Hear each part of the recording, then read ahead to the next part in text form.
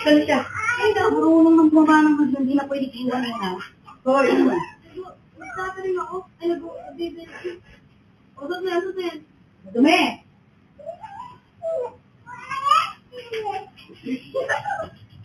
Ano ba ako mag-isa? Bibig ka talaga? Bibilig ako eh.